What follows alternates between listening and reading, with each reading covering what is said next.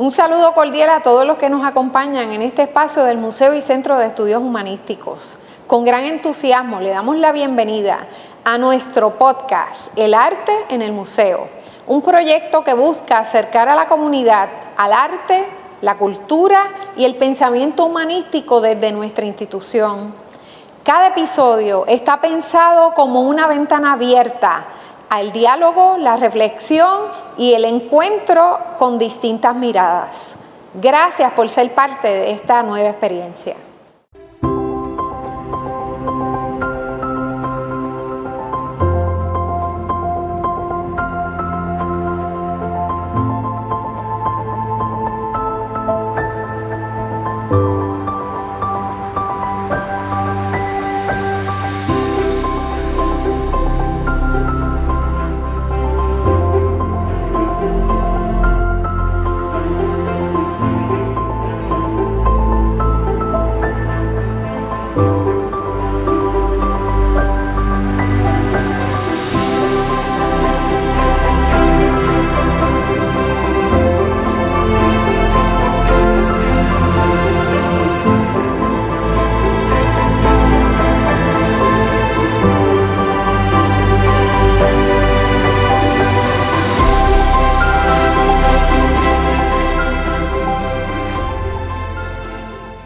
Saludos, soy el doctor Félix R. Huerta González, director del Museo y Centro de Estudios Humanísticos de la Universidad Ana G. Méndez, recinto de Gurabo, y le doy la más cordial bienvenida a nuestro podcast El Arte en el Museo, un espacio de diálogo, de conversación con artistas, historiadores, estudiosos de la literatura.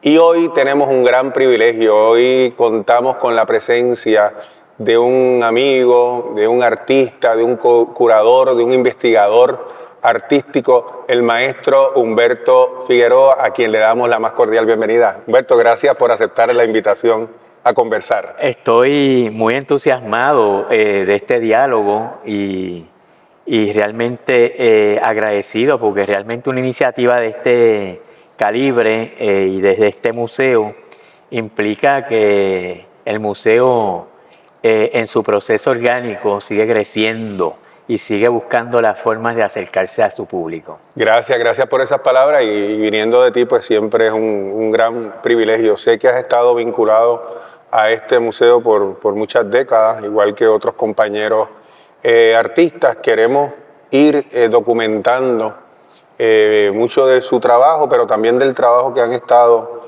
haciendo con este museo de la Universidad Ana G. Méndez. Quiero comenzar con una pregunta muy básica, ¿no? Que nos hables un poco del inicio tuyo en el desarrollo del arte en esos primeros años. ¿Cómo comenzó todo? Pues mira, los artistas en ese tiempo, ¿verdad? De ese Puerto Rico de mediados del siglo pasado para acá, en cierta medida teníamos como referencia visual la televisión, que en ese momento dado era en blanco y negro, el teatro, el cine, porque en casi todos los municipios de Puerto Rico tenían una, sino varias salas de cine. Eso es así. También, y entonces, y por otro lado, las revistas, ¿verdad? Y importantísimo, el álbum fotográfico familiar, porque la fotografía ya estaba de moda y el que más, el que menos tenía una camarita en su casa y se hacían fotos, ¿verdad?, de los momentos más importantes.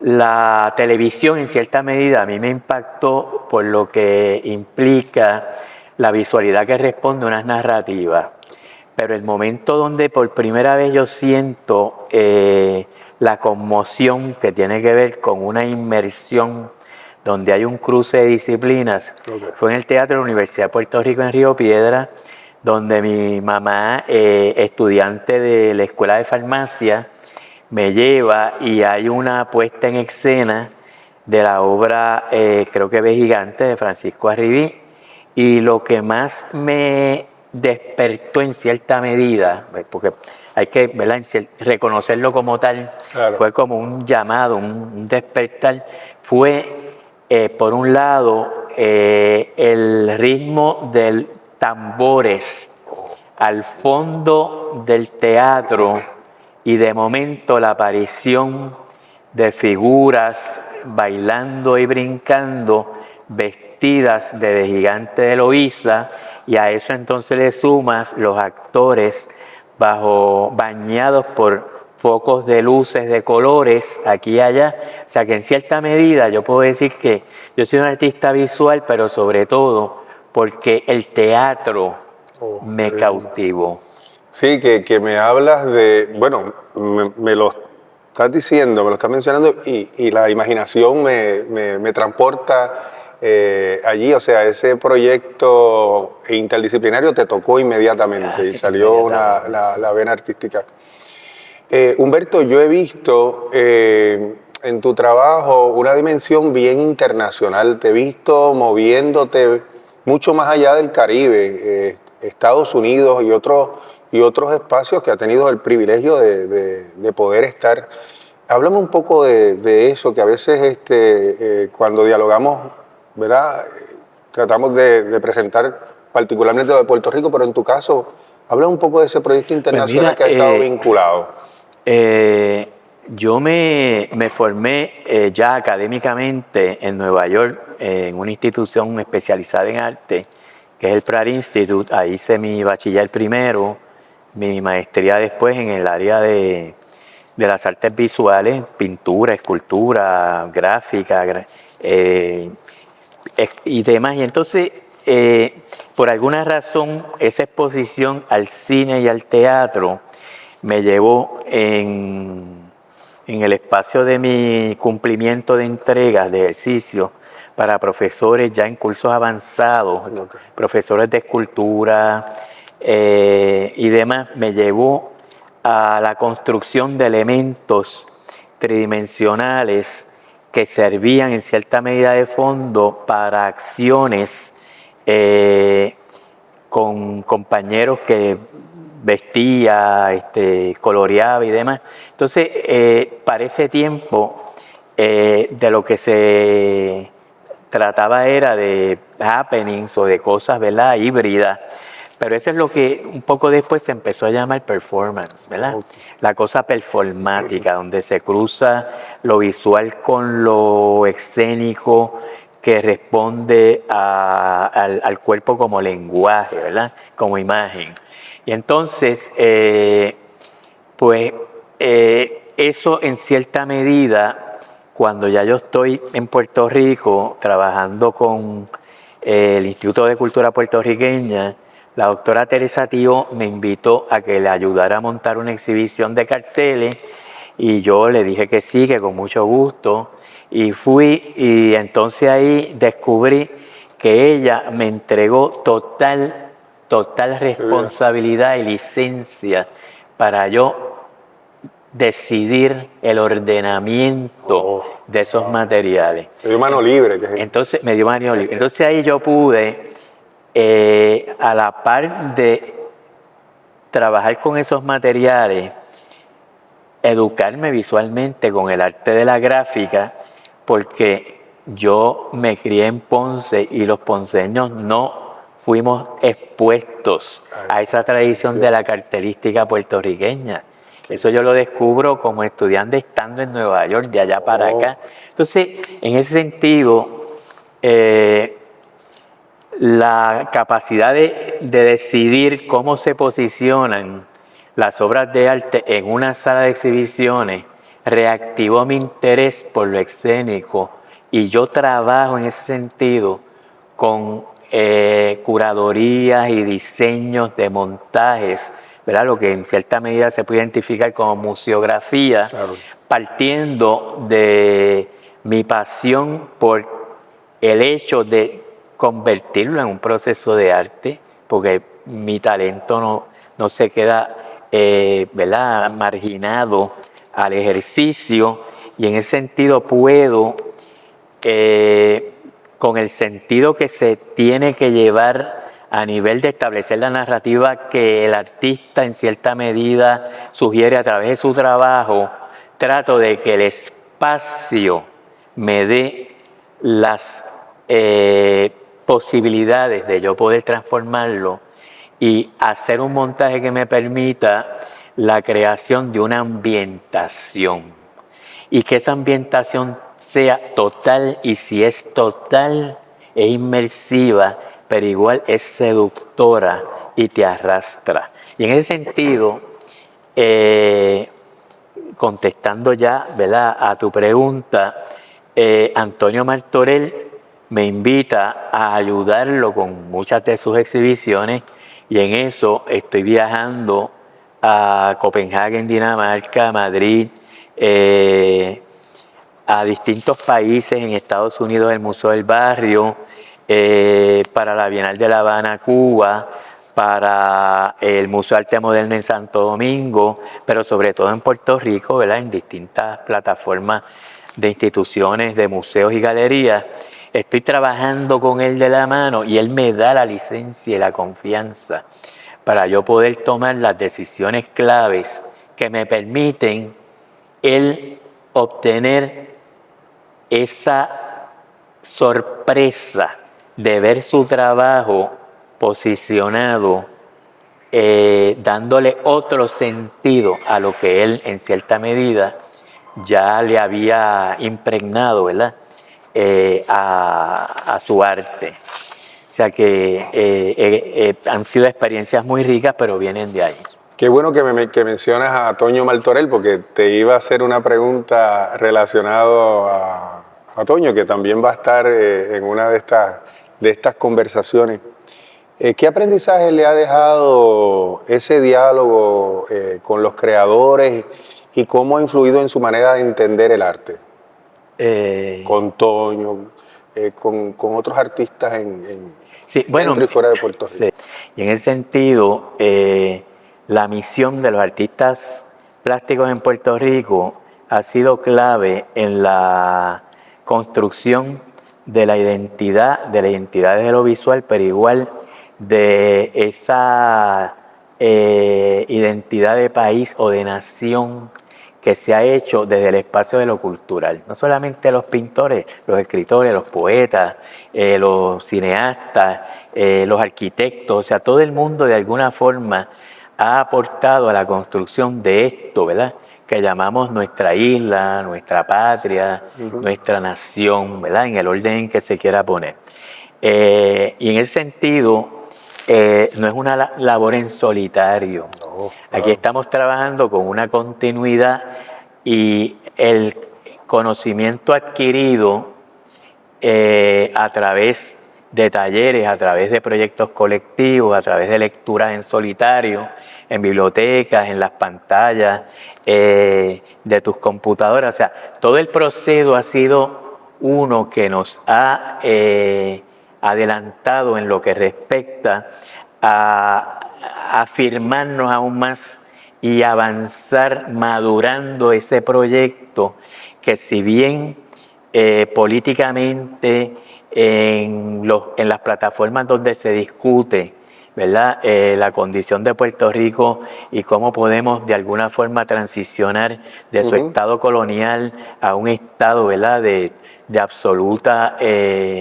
independencia, ¿verdad?, de control de sus recursos y de sus cosas, que igual tengamos la posibilidad de entender que una de las avanzadas en esa dirección se dio desde el espacio de la cultura y de las artes. En estas más de 4 décadas, y no me equivoco, 4 décadas y media de creación, de investigación, de proyectos, has trabajado también con manifestaciones culturales tradicionales como la máscara ponceña.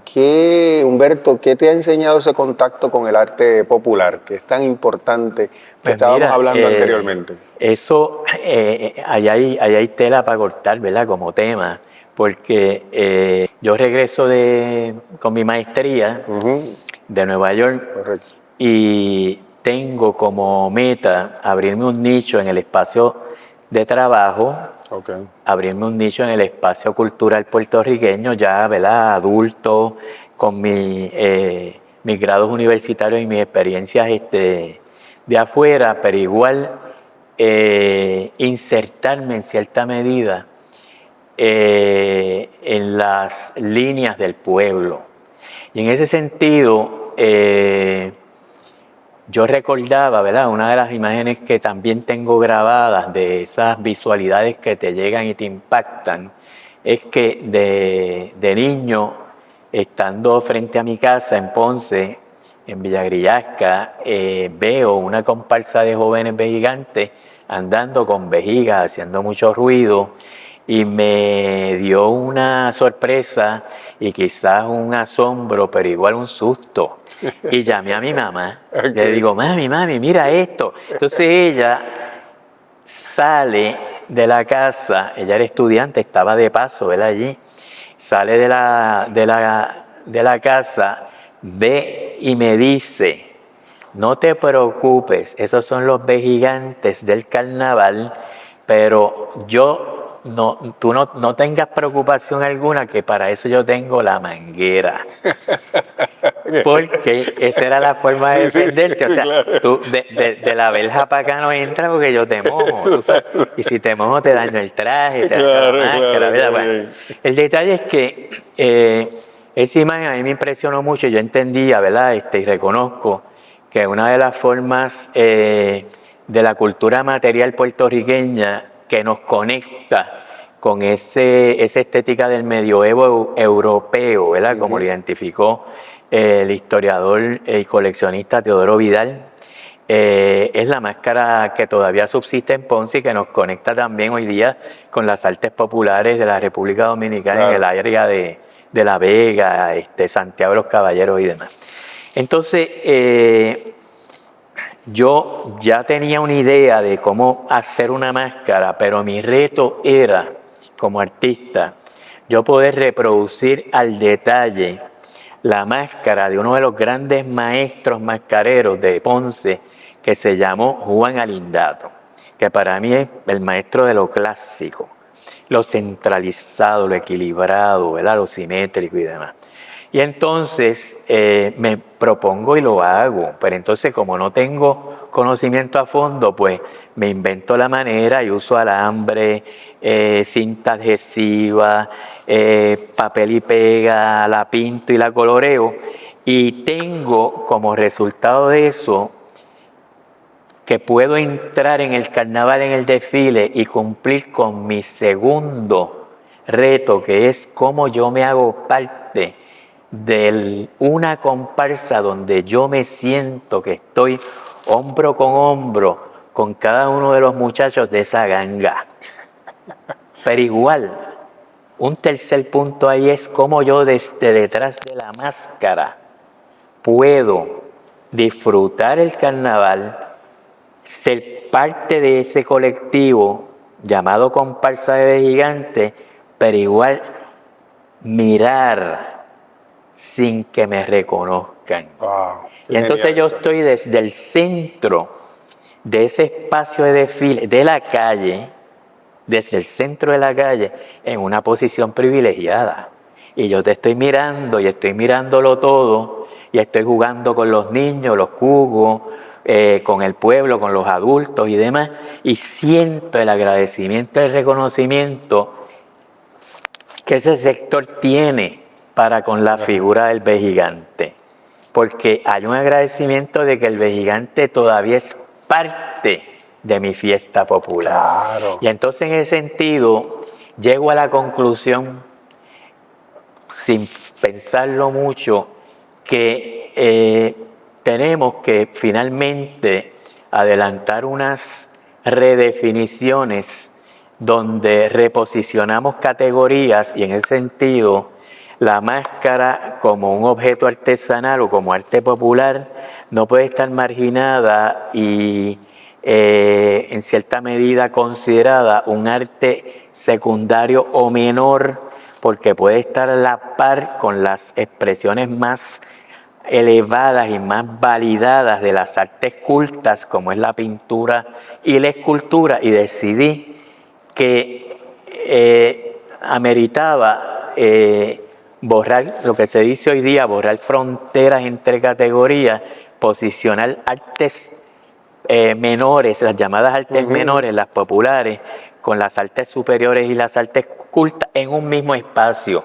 Y ese es el reto que le planteamos a este museo hoy día.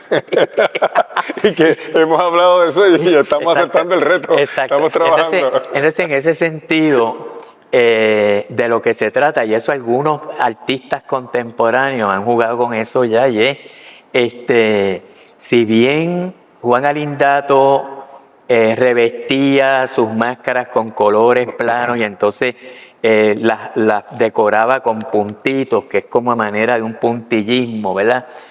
Muy elemental, muy vinculado con las artes primarias, pues igual vamos a pensar que los maestros de esa abstracción y del expresionismo puertorriqueño, como un Julio Rosado del Valle, pueden entender que la máscara está a la par con la pintura de un maestro de ese calibre, que López del Campo, don Rafael López del Campo, el gran maestro, escultor de Barranquita, ¿verdad? Por eso el apellido del Campo, porque es de la montaña, que Rafael, a su vez, en su escultura en bronce hoy día, según aprendió esas técnicas en Roma, en una estadía que hizo en Roma, ¿verdad?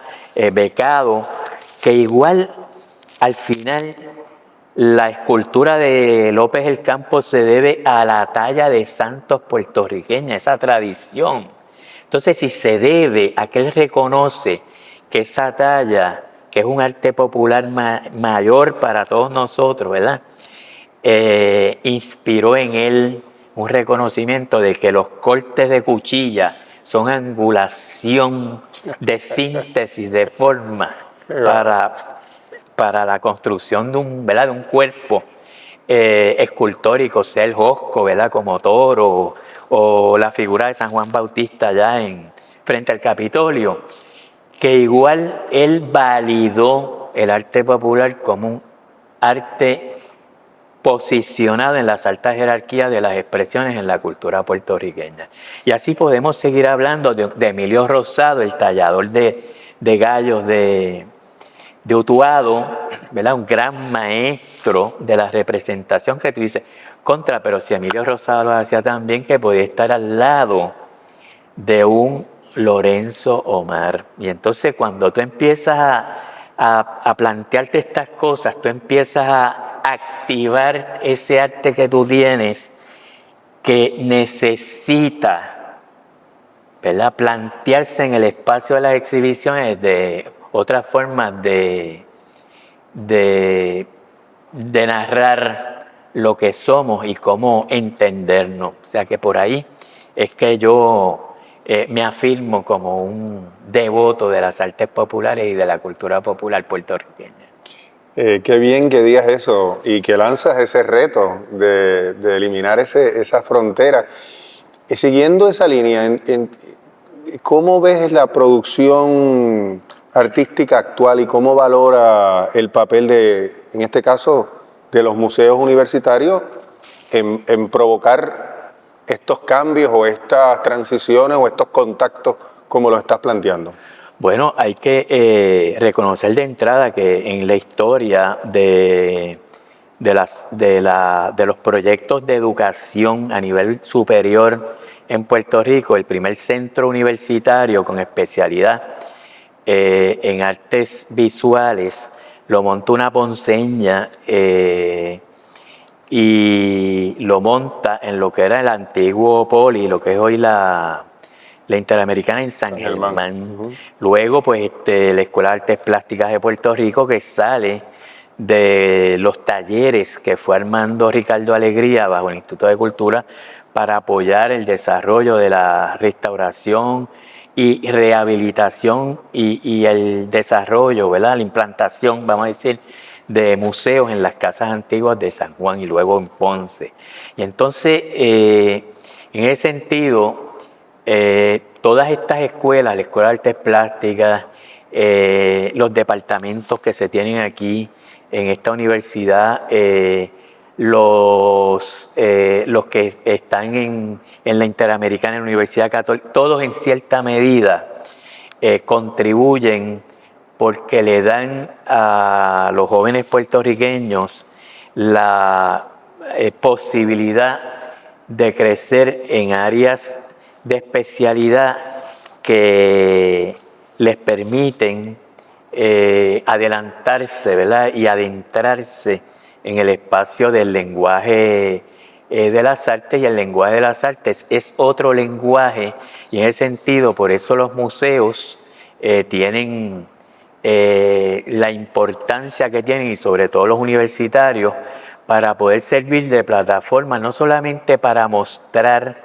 sino para abrirle el espacio a los jóvenes que puedan entender, que pueden experimentar sentido de juego, ¿verdad?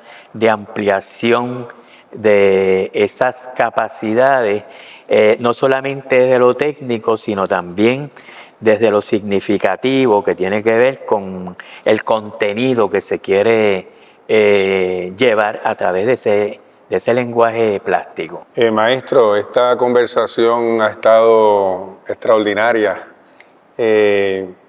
Yo quiero agradecer la invitación que usted nos ha tenido el privilegio de aceptar.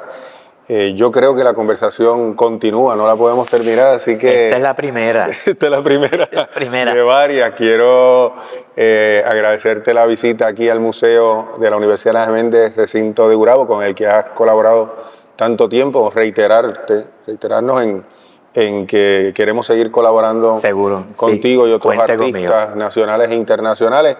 Y a ustedes, pues que nos sigan en nuestras redes, en Facebook e Instagram, Museo de la Universidad Ana Geméndez, recinto de Gurabo.